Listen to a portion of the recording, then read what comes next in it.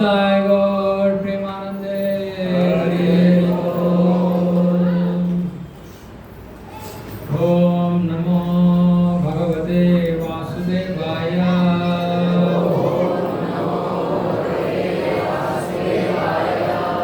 ओम नमो भगवते वासुदेवाय।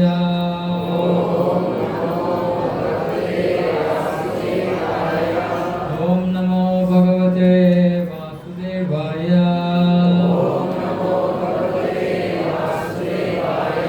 ओम अज्ञानतिमिरान्धस्य ज्ञानाञ्जनशलाकया चक्षुरुन्मीलितं येन तस्मै श्रीगुरुवे नमः। हे कृष्ण करुणा सिन्धु दीनबन्धो जगत्पते गोपेश गोपिका कान्ता राधा कान्ता नमोऽस्तुते। तप्त कांचन गौरांगी राधे वृंदावनेश्वरी वृषभानुसुते देवी प्रणमामि हरिप्रिये। वाञ्छाकल्पतरुभ्यश्च कृपा सिन्धुभ्यैव च पतितानां पावनेभ्यो वैष्णवेभ्यो नमो नमः। जय श्री कृष्ण चैतन्य प्रभु नित्यानंद श्री अद्वैत गदाधर शिवासादि गौर भक्त वृंद। हरे कृष्णा कृष्ण कृष्ण हरे हरे हरे राम राम राम हरे हरे।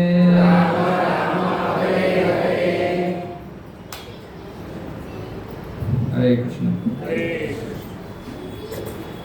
तो आज हम एक बहुत मुख्य विषय के बारे में पिछले सप्ताह हम चर्चा कर रहे थे, मन के बारे में। आज हम भगवत गीता अध्याय 6 श्लोक संख्या 5 और 6 पढ़ेंगे। प्रभुपाद जी ने जो लिखा है उसको पढ़ेंगे।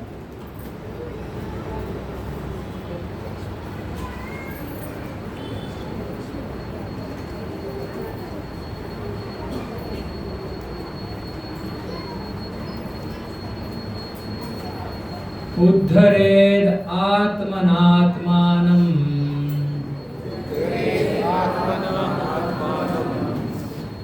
एक एक शब्द बोलेंगे। उद्धरेद आत्मना आत्मानं न आत्मानं अवसादयेत्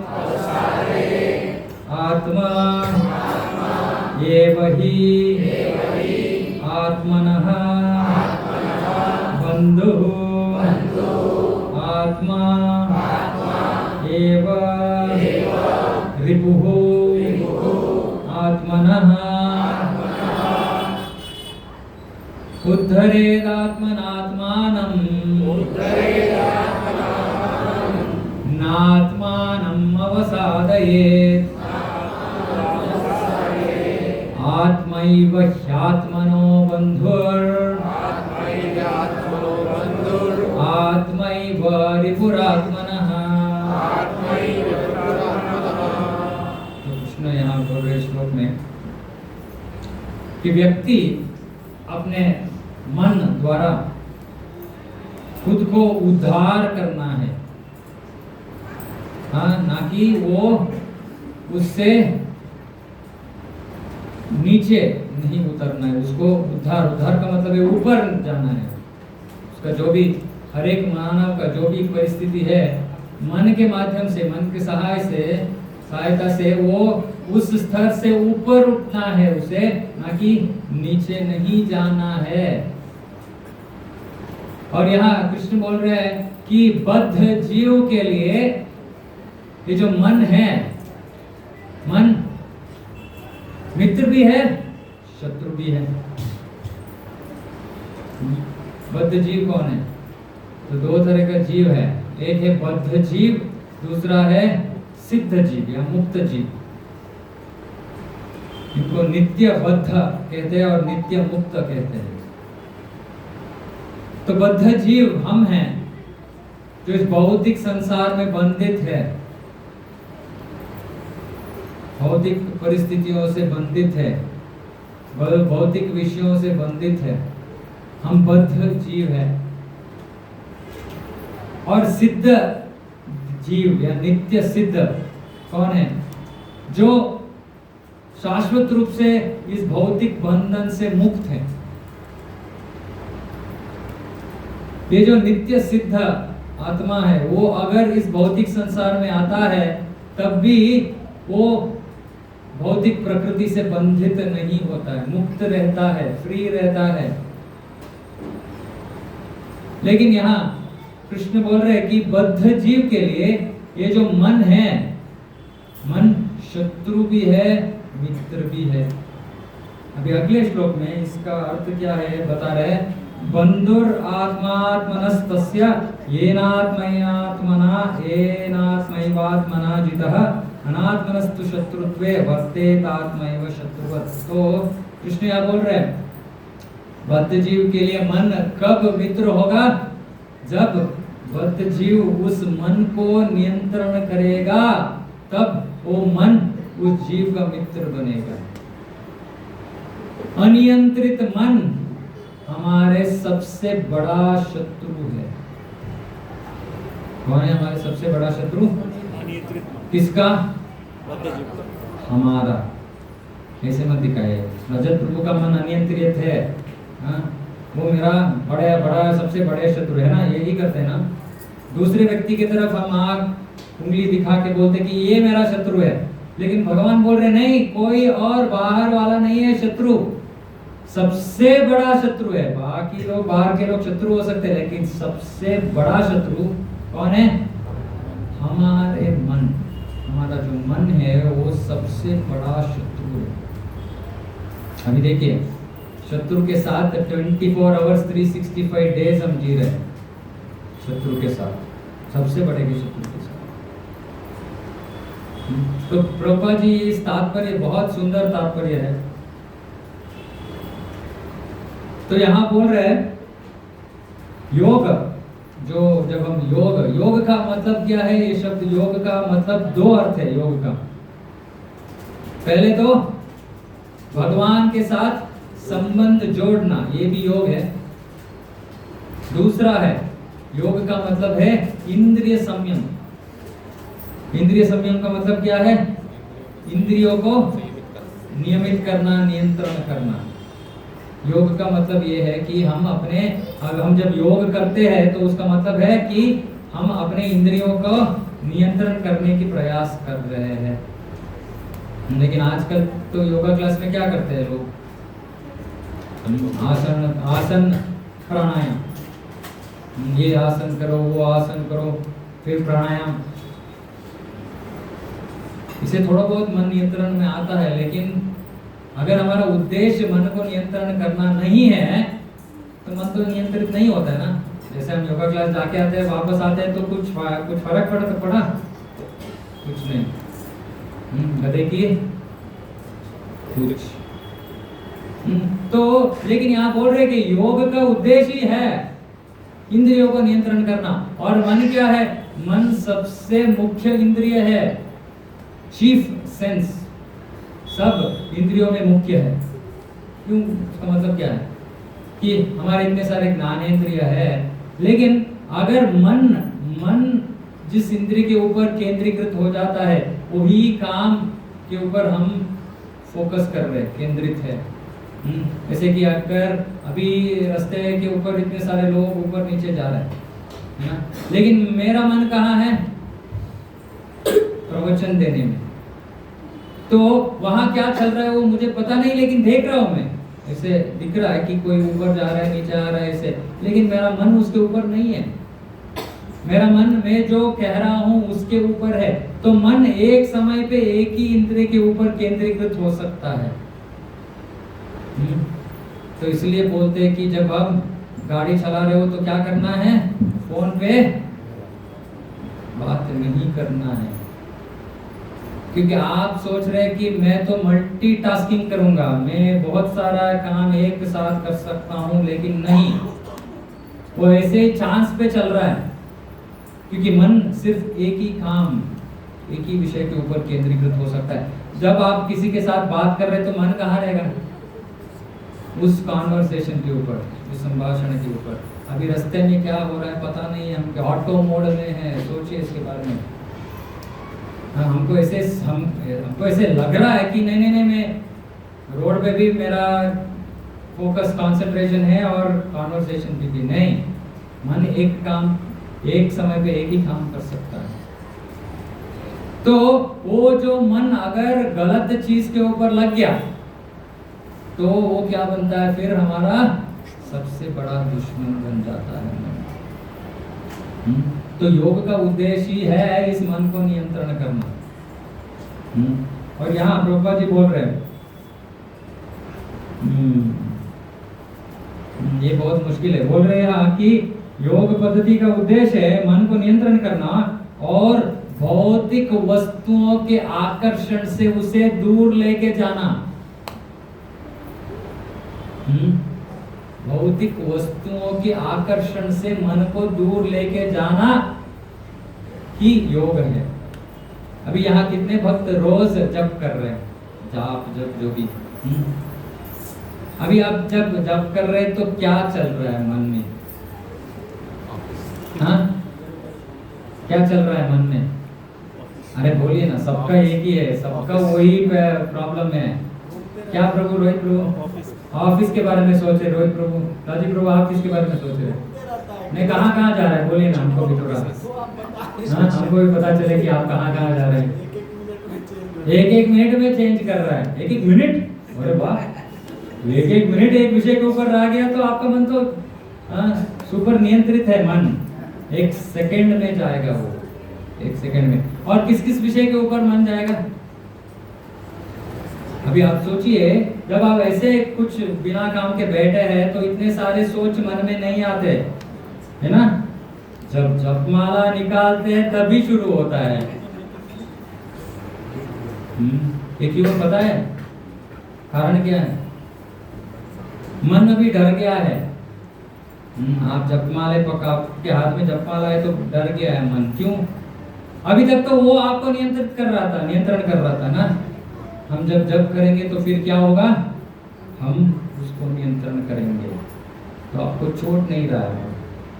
उसको पता है कि मैं अटक जाऊंगा अभी, अगर मैं इसको ठीक तरह से जप करना छोड़ दूं मैं तो मेरा तो गया कंट्रोल। तो क्या कर रहा है? आपके जीवन में जो सबसे महत्वपूर्ण विषय है वो आपके मन में वो ऊपर ला रहा है। लेकिन योग का ये जप का मतलब ही अर्थ ही है कि जब मन इधर उधर घूम रहा है, आपको क्या करना है? वापस खींचना है मन को और फिर से श्रवण में लगाना है। इसलिए इसको साधना बोलते हैं। साधना का मतलब है कि हम कुछ साधना, कुछ पाने के लिए, पाने के प्रयास में है। क्या पाने के प्रयास में है? मन के ऊपर नियंत्रण करने के प्रयास में है। अभी प्रभुपाद जी यहाँ बोल रहे हैं कि भौतिक विषयों के आकर्षण से मन को दूर लेके जाओ। कैसे करें? हाँ, इतने जन्मों से हम इन भौतिक विषयों के पीछे भाग रहे और कैसे अभी हम ऐसे अचानक एक दिन टाटा बाय बाय बोल देंगे। हाँ, हमारा जो अच्छा साड़ी है, हाँ, वो जो नया साड़ी कल देखा मैंने दुकान में, प्रभु जी बोल रहे भौतिक विषयों से दूर लेके जाओ मन को। अभी तो वही रात में स्वप्न में भी आएगा अभी वो साड़ी, कल से पहले ले लो। प्रभु को बोलो सुनाई नहीं दिया ठीक से आपने जो बोला क्लास में। नहीं कर सकते हम ऐसे आर्टिफिशियल कृत्रिम रूप से हम अपने मन को नियंत्रण नहीं कर सकते, नहीं हो सकता है। जैसे अगर कोई बच्चा है, बच्चे के हाथ में खिलौना है, तो मैं उस खिलौनों को छीन लूंगा, मैं उसको ले लूंगा, तो क्या करेगा बच्चा? रोएगा। कब तक रोएगा वो? नहीं, जब तक वो खिलौना वापस नहीं मिलता। नहीं तो दूसरा एक ऑप्शन है, उसको इस खिलौने से ज्यादा जो उसको अच्छा लगता है वो लेके दे दीजिए। अगर बच्चे को चॉकलेट अच्छा लगता है, खिलौना छीनो, चॉकलेट दो, चुप हो जाएगा, एक ही सेकंड में चुप हो जाएगा। तो इसका मतलब क्या है कि अगर हमको अपने मन को इस भौतिक विषयों से दूर निकालना है तो मन को कुछ देना पड़ेगा ना, है कि नहीं? कुछ देना पड़ेगा। और क्या देना पड़ेगा? जो विषय है वो इस विषय से ज्यादा मन को आनंद देने वाला चीज चाहिए हमें। जैसे चॉकलेट खिलौने से ज्यादा आनंद दे रहा है बच्चा को, तो बच्चा चुप हो जाता है। तो इसी तरह इस मन को, हमारा ये मन क्या है ना, कि बोलते हैं कि अनियंत्रित बच्चा, जिसको डिसिप्लिन नहीं है, क्या बोलते हैं हिंदी में डिसिप्लिन को? अनुशासन। बहुत बड़ा वर्ड हो गया बाबा, कुछ छोटा वर्ड नहीं है क्या? अनुशासन। Okay, what is non discipline? अननुशासन जो भी है। जो हमारा मन, अगर ऐसे बच्चे हैं जो अगर हमारे घर में बच्चे हैं और वो कुछ गलत करते हैं, तो हमें क्या करना पड़ेगा? उनको ठीक करना पड़ेगा, है ना? इसलिए ना यशोदा मैया ने क्या किया? कृष्ण को बांध दिया। क्यों बांधा मैया ने? कि वो तो चोरी कर रहा है, गलत काम कर रहा है ना, तो मैया उसको सबक सिखा रही है कि ये ठीक नहीं है। लेकिन अगर आप अपने बच्चे को कुछ सही गलत कुछ नहीं बताओगे, वो जो भी कर रहा है उसको छोड़ दोगे, तो अनियंत्रित बच्चा है वो। ऐसे हो गया है हमारा मन। तो इस मन को अभी हमें नियंत्रण करना है, तो इसको एक हायर टेस्ट देना है, उन्नत उच्च स्तर का रस या आनंद देना है मन को। और वो क्या है? प्रभु जी राजा जी नगर में एक रेस्टोरेंट है, हायर टेस्ट बोल के।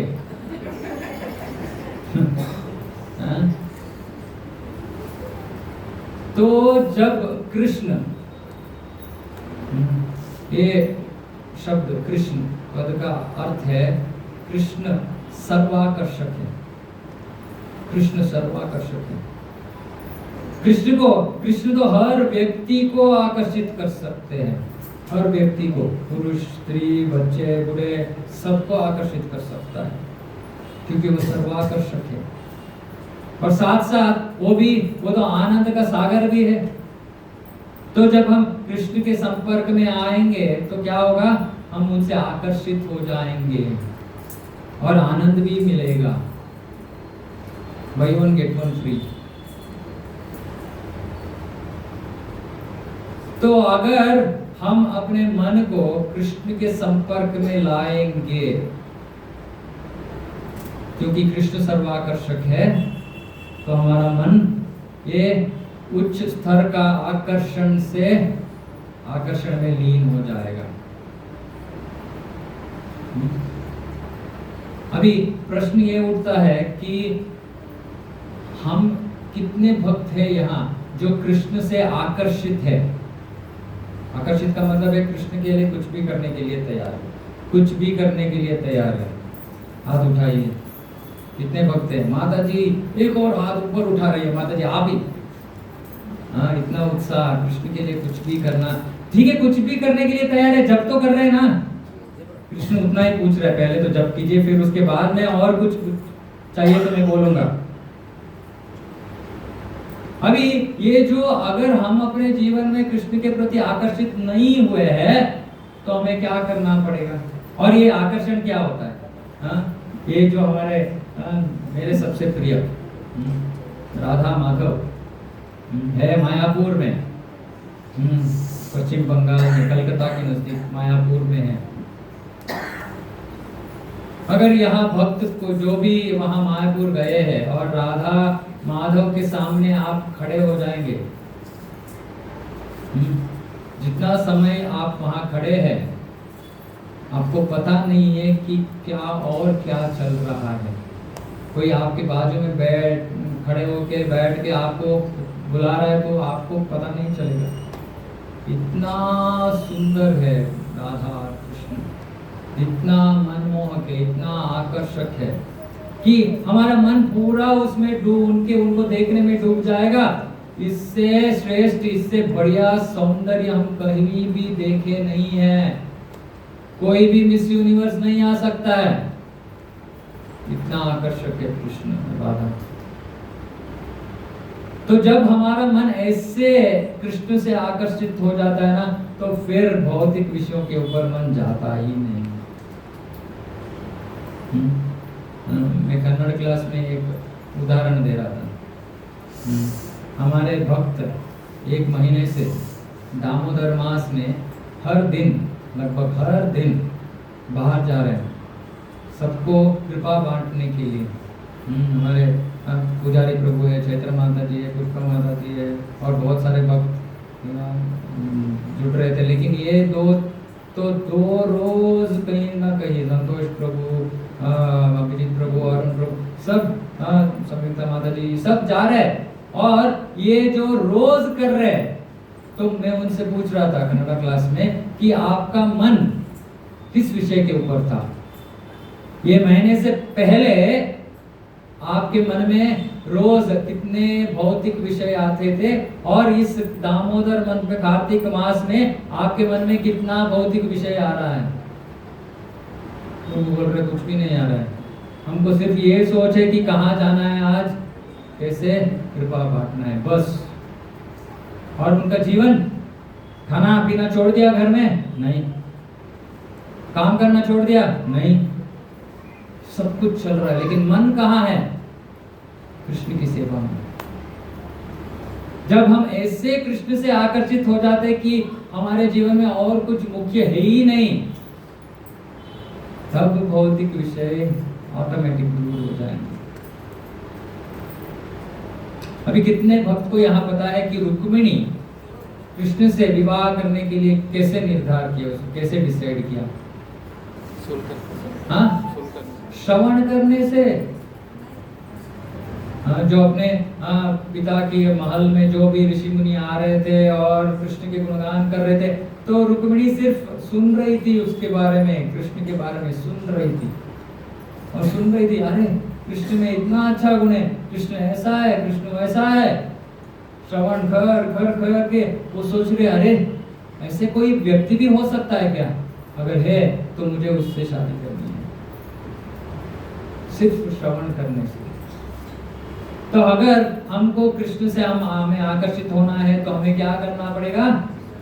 कृष्ण के बारे में श्रवण करना है। अभी भगवत गीता क्या है? भगवत गीता है कृष्ण के उपदेश। कृष्ण क्या उपदेश दे रहे हैं कि कैसे जीना है, कैसे नहीं जीना है, ये सब विषय कृष्ण भगवत गीता में बोल रहे हैं। लेकिन कृष्ण के बारे में श्रवण करना है तो क्या पढ़ना पड़ेगा हमें? भागवत पुराण, नहीं तो कृष्णा देवोत्तम परम पुरुष। बहुत छोटा सा बुक है। प्रभुपाद जी बोल उसकी पुस्तक में प्रीफेस में बताते हैं प्रभुपाद जी कि जो व्यक्ति इस पुस्तक को रोज पढ़ेगा वो कृष्ण से इतना आकर्षित हो जाएगा कि वो कृष्ण को भूल नहीं सकेगा, सिर्फ वो पुस्तक पढ़ने से।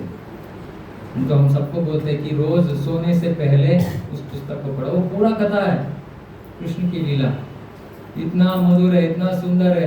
रोज पढ़ोगे, एक लीला पढ़ेंगे और सो जाएंगे, फिर कौन आएगा स्वप्न में? कृष्ण आएंगे।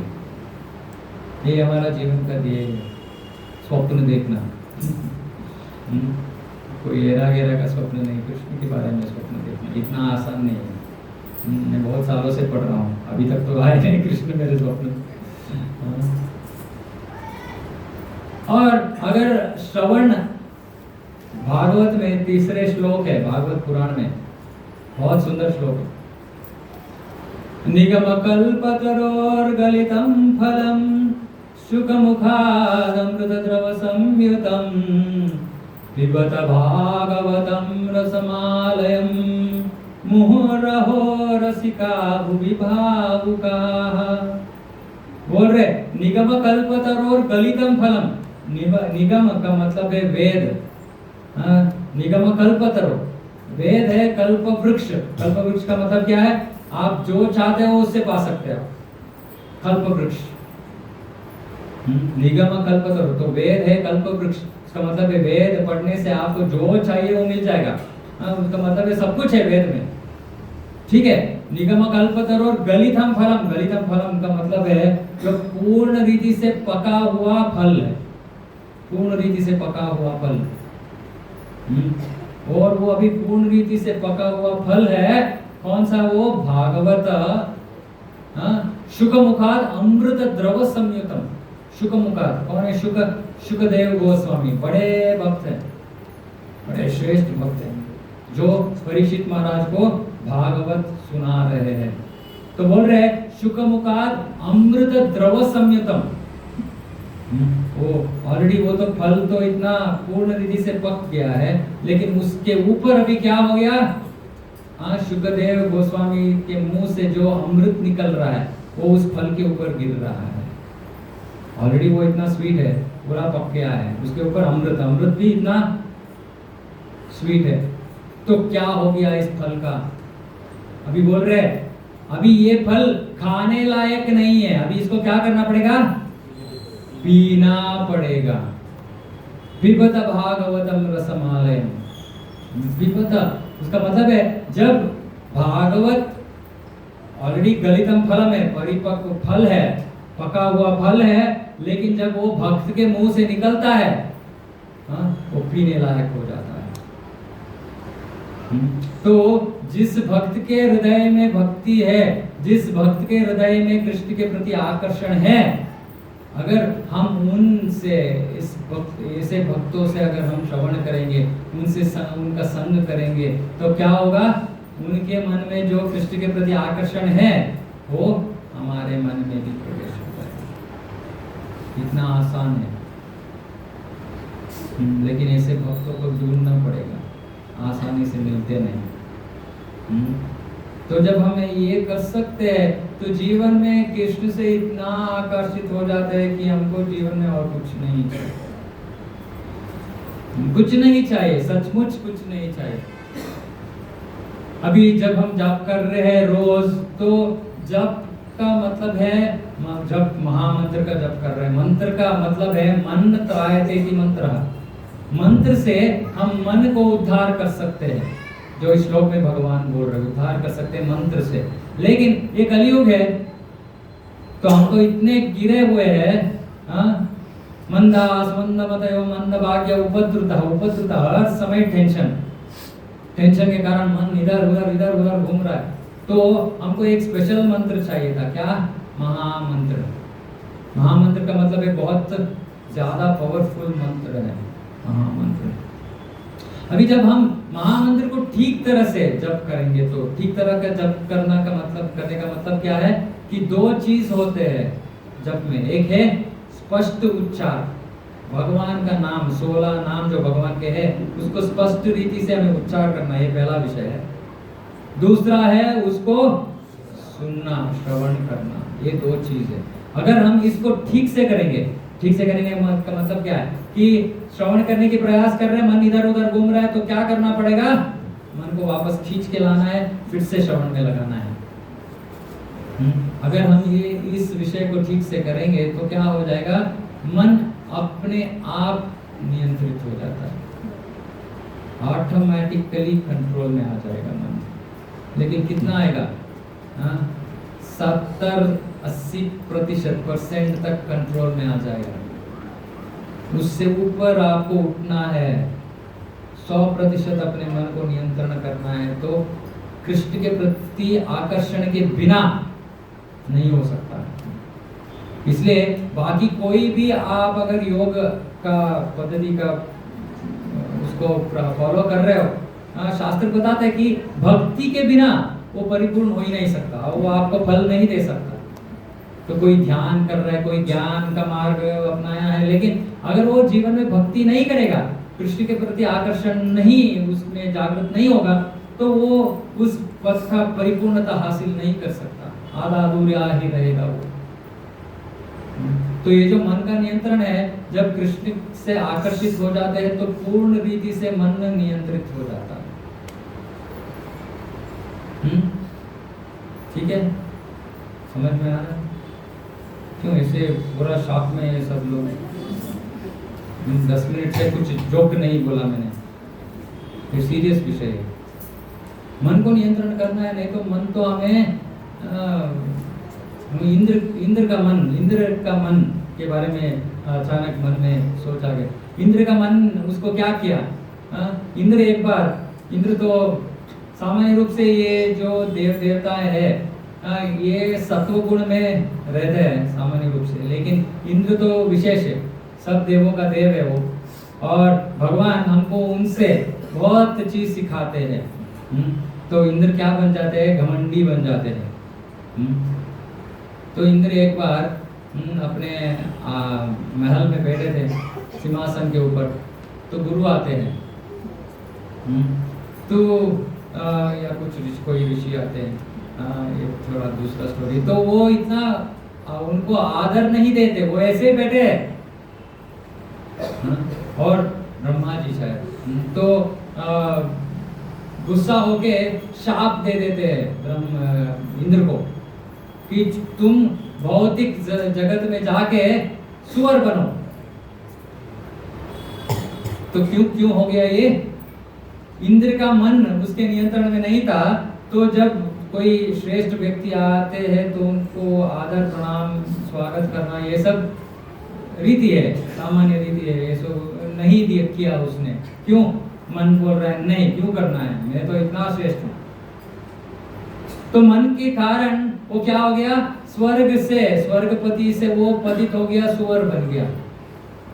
फिर ब्रह्मा जी आते हैं, अरे इंद्र चलो ना वापस, कोई नहीं है आसन पे, बहुत काम पड़ा हुआ है, तुम क्या यहाँ सुअर के फैमिली में कर रहे हो, चलो वापस जाएंगे।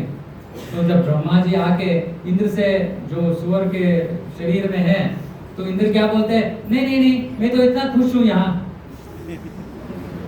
मेरे फैमिली में मैं इतना खुश हूँ, देखिए इतने छोटे बच्चे हैं, मेरा इतना अच्छा है, मेरा घर कहाँ है? घर सुअर का अच्छा घर है इंद्र के लिए। तो ये उसका मन का नतीजा, वो वहां से यहाँ गिर गया। तो अगर हम अपने मन को नियंत्रण नहीं करते तो बहुत मुश्किल हो जाता है लाइफ में। ये हम इसी कारण इस भौतिक संसार में पुनरपि जननम पुनरपि मननम पुनरपि जननी जठरे शयनम पर हम फिर से आ रहे, क्योंकि मन नियंत्रित नहीं है। अभी कोई यहाँ थोड़ा सबको जगाएंगे, थोड़ा सब सो रहे हैं, तो कुछ आप अपने जीवन का कुछ अच्छे उदाहरण दीजिए कि आपकी मन कैसे आपके नियंत्रण में नहीं है। इसका कुछ थोड़ा अच्छा कोई सब जग जाएंगे। फिर कोई एग्जाम्पल, उदाहरण, कैसे आपके मन आपके नियंत्रण में नहीं है, फनी। हाँ माता जी बोलिए। खाने के टाइम पे टेस्टी है, अच्छा है, तो मन प्रसाद को स्वीकार नहीं करता।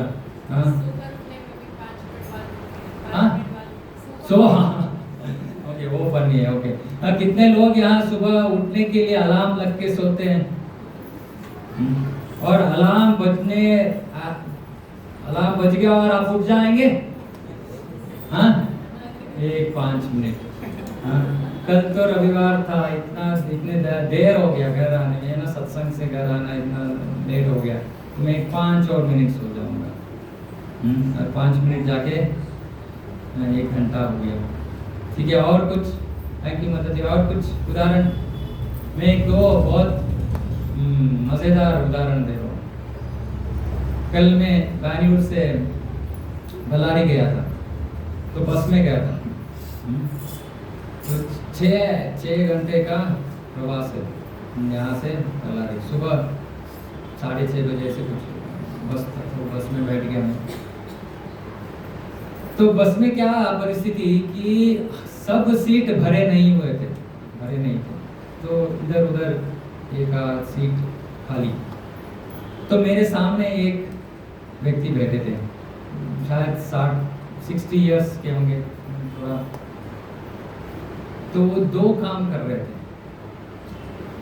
एक कि हर 5 मिनट में किसी को फोन कर रहे, हर 5 मिनट में ऐसे देखते हैं, फिर किसी को काम करते हैं 5 मिनट में।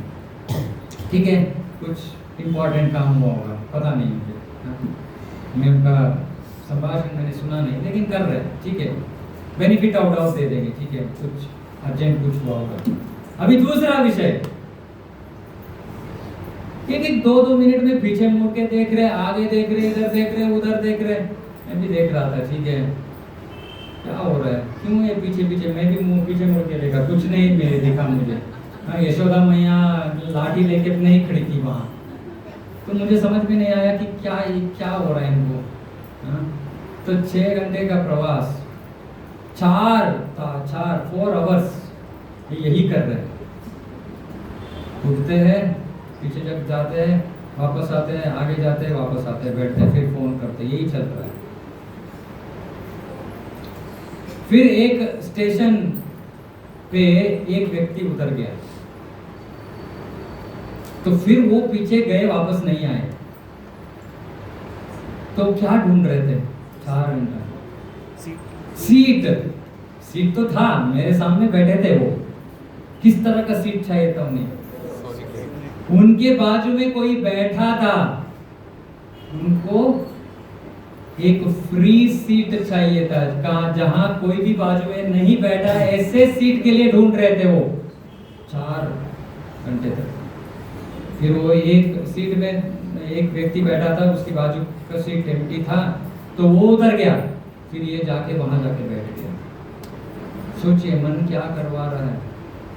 मैं इसको ऑब्जर्व कर रहा था कि इतना छोटा सा विषय, एक सीट, क्या होगा, कोई बाजू में बैठ गए तो क्या होता है, क्या प्रॉब्लम क्या है? सोएगा तो खराटे मारेगा बस ना, और क्या कर सकता है। लेकिन उनको देखिए, उनके मन कैसे उसको उनको चाहिए था कि एक खाली सीट, मुझे 2 सीटों में एक ही व्यक्ति मुझे बैठना है। इतना छोटा सा विषय, उनका मन कहीं भी नहीं लगा, सिर्फ उसी विषय में। सिर्फ एक और बार मैं एक क्लिनिक में था, तो वहां एक व्यक्ति बैठे थे मेरे सामने, मोबाइल में कुछ ऐप था। क्या ऐप, मुझे तो इतना मुझे देखना था कि वो क्या कर रहे हैं। हर 2 मिनट में ऐसे करते हैं, जैसे आप रिफ्रेश करते हैं ना, ऐप में कोई ऐप है तो ऐसे नीचे खींचोगे तो कौन सा ऐप था? कोई गेस कर सकता है कौन सा ऐप देख रहे हो? नहीं, थोड़ा बुजुर्ग थे। इंस्टा तो आपके लिए है, सब यंगस्टर्स के लिए। पैसों का ऐप, स्टॉक मार्केट का ऐप था वो देख रहे हैं। हर 5 सेकंड 10 सेकंड में ऊपर गया नीचे गया, ऊपर गया नीचे गया। मैं सोचा पता नहीं किस कारण वो डॉक्टर के पास आए हैं, लेकिन इसके लिए तो दिमाग के लिए कुछ आवश्यक है इनको। देखिए इतना, वो 5 सेकंड चुप नहीं बैठ सकते वो, 5 सेकंड। ऐसे हमारे कितने लोग तो ये व्हाट्सएप फोन देखते रहते हैं, हम दूसरे के बारे में हंस रहे हैं, हम भी वही कर रहे हैं, हम भी वही करते हैं ना। सोते हैं रात में, बीच में उठ जाके तो देखते किसी ने मैसेज भेजा, क्या प्राइम मिनिस्टर है हम, कोई रात में 2 बजे मैसेज भेजेगा। हमारा मन ऐसे कुछ चीप चीजों में डूब गया है। बहुत फालतू का विषय है, सब भौतिक विषय कोई भी इतना इम्पोर्टेंट ही नहीं रहता है। तो इसलिए ये मन को वहां से बाहर खींचना बहुत मुश्किल है, बहुत मुश्किल है। तो अगर हम कृष्ण से आकर्षित हो जाएंगे तब तो बहुत आसान हो जाता है। फिर हमको मन में और कुछ नहीं आएगा, सिर्फ कृष्ण के विषय, कृष्ण को कैसे सेवा, कृष्ण की सेवा, कृष्ण के भक्तों का सेवा। तो ये है मन के नियंत्रण का रहस्य। तो कृष्ण ऐसे भगवत गीता में ऐसे बहुत सारे रहस्य देते हैं हमें। प्रभुपाद जी विशेष रूप से, अगर आप कोई और भगवत गीता पढ़ रहेंगे तो वो बोलेंगे ठीक है मन को नियंत्रण करो, लेकिन कैसे करें, कौन बताएगा कैसे करना है। तो प्रभुपाद जी यहाँ बोल रहे हैं कि ये कलयुग के टाइम में आप और कुछ नहीं कर सकते, आपको रोज क्या करना पड़ेगा, हरे कृष्णा कृष्णा कृष्णा हरे हरे, हरे राम राम राम हरे। रोज जप कीजिए, रोज कृष्णा बुक पढ़िए। जिनके घर में कृष्णा बुक नहीं है प्लीज लेके जाइए, आप तो इतना अत्यमूल्य खजाना छोड़ के जा रहे हैं। जैसे प्रभुपाद जी बोल रहे हैं, ये सिर्फ कृष्णा बुक पढ़ने से आपको कृष्ण के प्रति आकर्षण जागृत हो जाएगा। ये दो चीज हम करेंगे और हर हफ्ते यहाँ सत्संग में आएंगे, यहाँ श्रवण करेंगे और मन थोड़ा बहुत कृष्ण के प्रति आकर्षित हो जाएगा तो हमारा जीवन सफल हो जाएगा। नहीं तो फिर से एक और माँ की कोख, फिर से जन्म, फिर से यही काम। भागवत में बोलते हैं पुनः पुनः चर्वित चर्वणानाम। पुनः पुनः चर्वित चर्वणानाम का मतलब है कि गन्ने का रस, वो व्यक्ति गन्ने का रस निकालता है, वो क्या करता है, उसको डालता है मशीन के अंदर, और कितने बार डालेगा वो, 4 बार। कहाँ प्रभु, उसमें एक ड्रॉप भी नहीं है रस, फिर से एक और बार डालता है वो, और आखिर में देख रहा है कुछ नहीं गिरा, ठीक है अभी इसको फेंको इसको। हम ऐसे भौतिक संसार में आनंद निचोड़ने का प्रयास कर रहे हैं भौतिक विश्व से, लेकिन मिलेगा नहीं। जो बुद्धिमान व्यक्ति है वो सीख जाएगा, ठीक है नहीं, कृष्ण बता रहे हैं भगवत गीता में, ये इसके पीछे मत भागो, इससे तुम्हें कुछ आनंद नहीं मिलेगा। आनंद चाहिए तो इनके पास आओ। जब हम इनके पास आएंगे तो जीवन में एक और रहस्य बताऊंगा आज 2 रहस्य आपके लिए। पहला कौन सा रहस्य था, हाँ, मन नियंत्रण करने के लिए क्या पहला रहस्य क्या था, जब और कृष्ण के प्रति आकर्षण, ये सबसे, ये इसे भूलिए मत। ओके, अभी दूसरा विषय, कितने लोगों के जीवन में टेंशन है, चिंता, सबके नहीं, इसको पूछिए, करो टेंशन है क्या तेरे जीवन में? नहीं, टेंशन पता नहीं उसको। हाँ, पिताजी की तरफ देख रहे हैं, आप कुछ टेंशन देते हैं मुझे, सोच रहे कुछ चॉकलेट का कुछ वैरायटी है, उसको पता नहीं है अभी टेंशन, लेकिन हम सबको टेंशन है। अभी जब टेंशन होता है लाइफ में तो क्या करना है, क्यों टेंशन हो रहा है, कोई बता सकता है? टेंशन लाइफ में टेंशन क्यों होता है?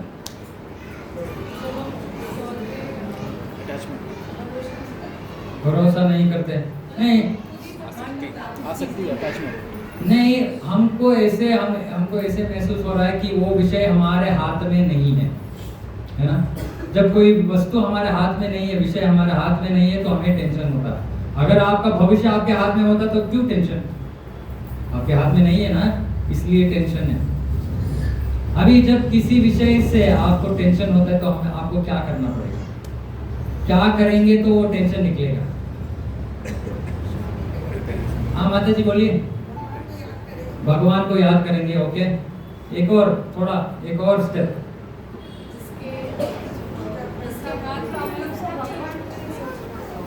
जिसके हाथ में है उसको ही वो सौंप देंगे। कि ऐसे हमको ऐसे बच्चों की तरह होना चाहिए बहुत कुछ मुश्किल कठिनाई आ गई तो कृष्ण के सामने खड़े हो जाएंगे और बोलेंगे कृष्ण मैं तो तुम्हारा बेटा हूँ, मुझे पता नहीं ये इसको कैसे संभालना है, मैं उसको तुम्हारे चरणों में डाल दिया मैंने, तुम अभी देखो इसको। हो गया टेंशन।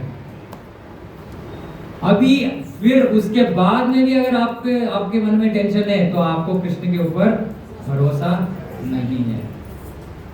अगर आपको भरोसा है कृष्ण के ऊपर और प्रॉब्लम ऐसे बच्चे आते हैं और आगे माता पिता बोलते मेरा ये प्रॉब्लम है ठीक करो, भाग जाते हैं खेलने के लिए। वो क्या वेट करते हैं क्या? आपको कैपेबिलिटी है ना, माता पिता आप ठीक करेंगे मेरा प्रॉब्लम, पूछेंगे क्या बच्चे? उनको पूरा कॉन्फिडेंस है, कोई भी नहीं तो मेरा माता पिता है, मुझे मेरा सब कुछ देखभाल करेंगे। इतना कॉन्फिडेंस चाहिए, इतना हमको भगवान के ऊपर इतना ट्रस्ट चाहिए। जब ऐसा है हमारे मन में तो हम आते कृष्ण कृष्ण पता नहीं बाबा मैंने प्रयास किए लेकिन कुछ नहीं हो रहा है, तुम ही संभालो। क्लोज। फिर दूसरा रहस्य है, कल से नहीं आज से प्रयास कीजिए, प्रैक्टिस कीजिए, ये प्रैक्टिस का विषय है। हाँ, आपको भगवान के ऊपर अगर भरोसा है और भगवान सबसे पावरफुल है तो आपके जीवन में कुछ भी समस्या आता है तो भगवान को सौंप दीजिए और भूल जाइए उसको, प्रयास कीजिए। जीवन इतना सुगम, इतना आनंद में बीतेगा। ठीक है, 2 रहस्य काफी है। हाँ ठीक है, अभी प्रसाद हम खाएंगे। हाँ, तीसरा कृपा भगवान की। ठीक है, किसी का कुछ प्रश्न मन के नियंत्रण के बारे में? तो जब मन नियंत्रित हो जाता है तो वो अपना मित्र बन जाता है, तब तक वो शत्रु रहेगा, बड़ा शत्रु रहेगा। ठीक है, किसी का कुछ प्रश्न? प्रभु जी वो साड़ी क्या कर रहे हैं? साड़ी के बारे में नहीं, खरीदे माता जी देख रही है मुझे। हाँ, और कुछ? कोई नहीं, कुछ नहीं। ठीक है, संतुष्ट सब? ठीक है, जय श्रीमद् भगवद गीता की जय, जय गुरु श्रील प्रभुपाद की जय, मेरे गौरव भक्त वृंद की जय। हरे कृष्ण।